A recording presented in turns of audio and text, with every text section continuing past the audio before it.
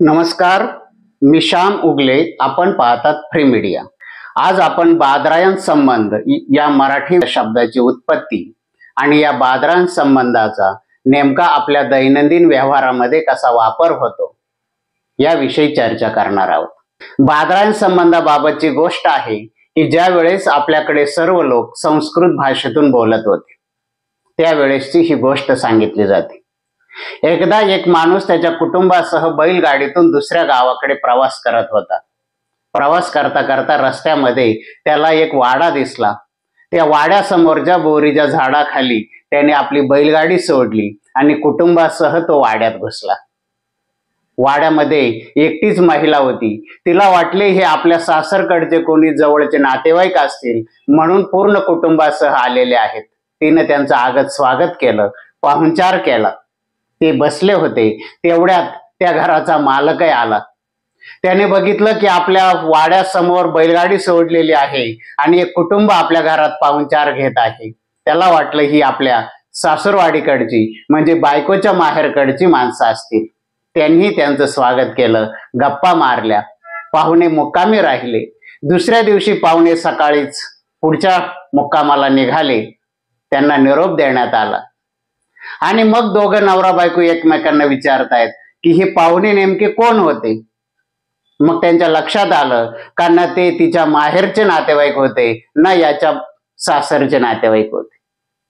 मग तो माणूस घाईघाई पळत गेला. त्या बोरीच्या झाडाखाली बैलगाडी जोडत असलेल्या त्या माणसाला विचारलं, आपला संबंध नेमका आहे काय? आम्ही तुम्हाला ओळखलं नाही. आपण पाहुणचार घेतला पण आपली ओळख पटली नाही. त्यावेळेस तो गाडीवाला मालक म्हणाला, युष्माकम बदरी वृक्षम अस्माकम बदरी चक्रम बादरायण संबंधात युयम युयम वयम वयम. म्हणजे आमच्या बैलगाडीच्या चाकाच्या आऱ्या ह्या बोरीच्या झाडाच्या आहेत आणि तुमच्या वाड्यासमोर बोरीचं झाड आहे. यामुळे आपल्या दोघांमधला हा जो संबंध आहे याला बादरायण संबंध असं म्हणतात. संस्कृत भाषेतला हा वाक्प्रचार मराठीत जसाच्या तसा आला आहे. हा वाक्प्रचार आठवण्याचं कारण म्हणजे ऑपरेशन सिंदूर दरम्यान पाकिस्तानवर आपण जो हल्ला केला त्या हल्ल्याची माहिती देण्याचं काम भारताच्या 2 वीरांगनांनी केलं. सोफिया आणि व्योमिका सिंह या दोघींचं जगभर किंवा भारतभर कौतुक झालं. हे कौतुक होत असताना मराठी माध्यमांमध्ये वेगळ्याच बातम्या आल्या की पवार साहेबांच्या एका निर्णयामुळे ह्या महिला किंवा ह्या वीर महिला आज आपल्याला दिसत आहेत.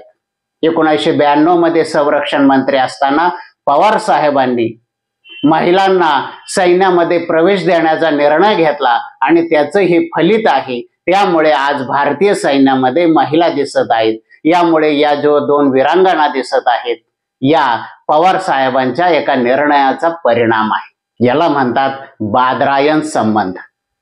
भारतीय सैन्यामध्ये नॉन कॅम्बॅट म्हणजे बिगर युद्धाच्या पदांवरती महिला घेण्याची पद्धत ही फार पूर्वीपासून आहे. ही पद्धत केवळ मेडिकल कोअर मध्ये सुरुवातीला उपलब्ध होती. म्हणजे नर्स असेल, डॉक्टर असेल, येथे महिला घेतल्या जात होत्या. परंतु इतर विंग मध्येही ज्या टेक्निकल बाबी आहेत जिथं प्रत्यक्ष युद्ध करावं लागत नाही अशा ठिकाणी महिला असाव्यात यासाठी शरद पवार यांनी संरक्षण मंत्री असताना निर्णय घेतला आणि त्याला शॉर्ट सर्व्हिस कमिशन मध्ये रूपांतरित केलं.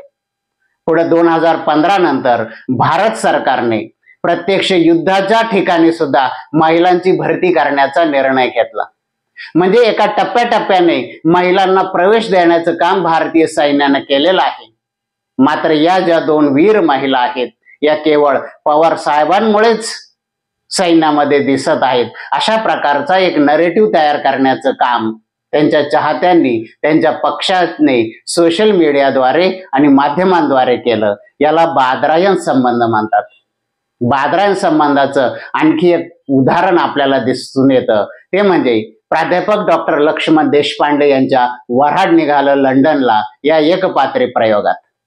हे एकपात्री प्रयोग आपल्या सर्वांना माहीत आहेत. या पात्रातील जो कुटुंब प्रमुख बाप्पाच्या बायकोच्या तोंडी काही संवाद आहेत तिची नणंद घरामध्ये सर्व गोष्टींचं श्रेय घेत असते आणि त्याचं वर्णन ती तिच्या एका जावेला सांगत असते. त्यामध्ये हरभरा टरारून आला तर हिच्याचमुळे, कोणी मुलगा पास झाला हिच्यामुळे, सत्यनारायण झाला घरात तोही हिच्यामुळेच, आणि अगदी कुणाला मूल झालं तरी. अशा प्रकारचा तो विनोदी संवाद आहे. यालाही बादरायण संबंध म्हटलं जातं. आणि या बादरायण संबंधाचं उदाहरण भारत पाकिस्तानच्या तणावाच्या दरम्यान महाराष्ट्रातील जनतेला झालं. आणि तो बादरायण संबंध म्हणजे बोरीच्या झाडाचा संबंध. बोरीला संस्कृत मध्ये बादरायण म्हटलं जातं. आणि दोन वस्तू किंवा बोरीचं झाड आणि बोरीचं लाकूड यांच्यातला जो संबंध जोडण्याचा प्रकार त्या गाडी वाहनाने केला होता, तसाच प्रकार महाराष्ट्रातल्या माध्यमांनी आणि राष्ट्रवादी काँग्रेस शरद पवार या पक्षाच्या लोकांनी समाज माध्यमांमधून मोठ्या प्रमाणावर केला. त्या निमित्ताने महाराष्ट्रातील जनतेलाही बादरायण संबंध म्हणजे काय याचं दर्शन घडलं. अशाच प्रकारची माहिती आणि विश्लेषणासाठी बघत राहा फ्री मीडिया. फ्री मीडियाला लाईक करा, शेअर करा, सबस्क्राईब करा. धन्यवाद.